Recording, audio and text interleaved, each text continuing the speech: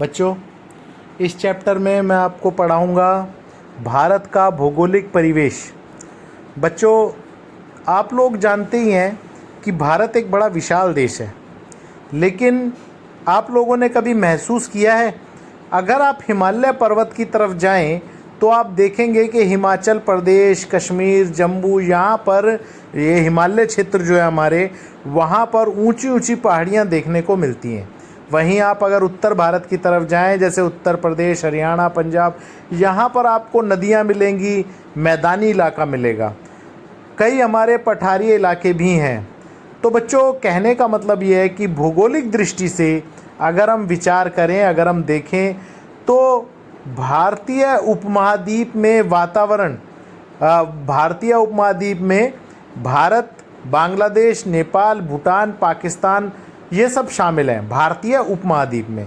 और यहाँ पर जो विभाजित हैं ये क्षेत्र, यानी कि जिन भागों में आप इन्हें बांट सकते हैं, वो है हिमालय क्षेत्र, उत्तर भारत का नदी तटीय मैदानी क्षेत्र और प्रायद्वीपीय भारत। बच्चों, याद रखना, भारत जो है वो विविधताओं से भरा हुआ है। इसमें हिमालय के क्षेत्र, उत्तर भारत का नदी तटीय मैदानी क्षेत्र और प्रायद्वीपीय भारत, ये तीनों प्रमुख हैं। इसमें इसे विभाजित किया जा सकता है, हमारे भौगोलिक परिवेश को विभाजित किया जा सकता है। अगर हम हिमालय क्षेत्र की बात करें तो हिमालय पर्वतीय क्षेत्र विश्व की सबसे ऊंची पर्वत श्रृंखलाएं यहीं पर हैं। तो बच्चों, हिमालय क्षेत्र में सबसे ऊंची पर्वत श्रृंखलाएं विश्व के अंदर जो हैं वो यहीं पर हैं। और हिमालय पर्वत भारत की एक सुरक्षा दीवार भी है। जैसे चीन और दूसरे देश जो उत्तर की तरफ हैं, उनसे भारत की रक्षा करता है, भारत के शत्रुओं को भारत में आने से रोकता है। तो एक दीवार की तरह हमारे को सुरक्षा भी देता है।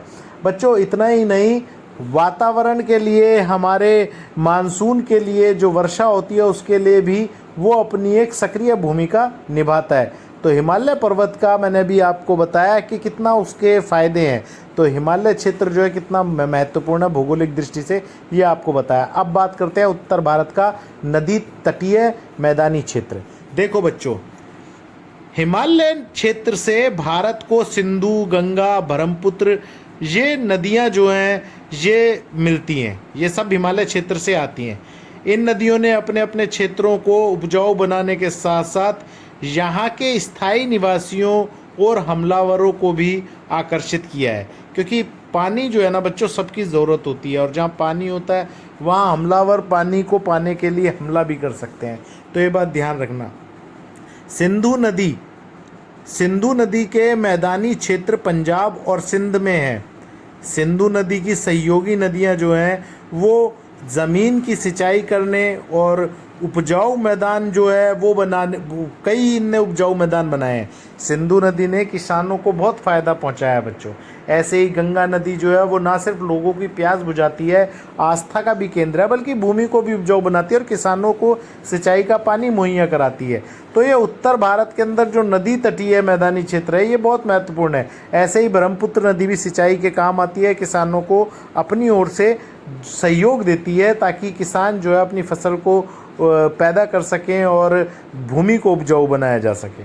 तो बच्चों, ये थी उत्तरी भारत के अंदर जो नदियां हैं उनकी विशेषताएं। अब तीसरा और अंतिम, प्रायद्वीपीय पठार। देखो बच्चों, प्रायद्वीपीय भारत में दक्षिण का पठार और दक्षिण भारत के समुद्रीय जितने भी समुद्र तटीय मैदानी क्षेत्र हैं वो सारे शामिल होते हैं। यानी कि दक्षिण भारत की ओर का जो हिस्सा है उसे ही प्रायद्वीपीय पठार कहा जाता है, आप ये कह सकते हैं। यह पठार जो है वो दक्षिण में स्थित है और विंध्य पर्वत श्रृंखला जो है वो दक्षिण में स्थित है। इसके 3 मुख्य क्षेत्र हैं बच्चों, इस बात को ध्यान रखना। इसके भी 3 मुख्य क्षेत्र हैं। कर्नाटक, जैसा कि आप जानते ही हैं, तमिलनाडु, कर्नाटका, केरल, ये इसके मुख्य क्षेत्र हैं, मतलब केंद्र हैं, मतलब दक्षिणी पठार जो है। तो बच्चों, इसका भी अपना एक भौगोलिक महत्व है। तो मैंने आपको बताया कि किस तरह हिमालय क्षेत्र, उत्तरी मैदान और दक्षिण का पठार जो है ये भारत के लिए महत्वपूर्ण है, अपनी अपनी भूमि, अपनी अपनी ज़मीन के लिए। यहाँ की भाषाएं भी अलग अलग हैं, यहाँ की वेशभूषाएं भी अलग अलग हैं। बच्चों, ये तीनों ही महत्वपूर्ण हैं। तो ये चैप्टर यहीं ख़त्म होता है, मिलते हैं अगले चैप्टर में।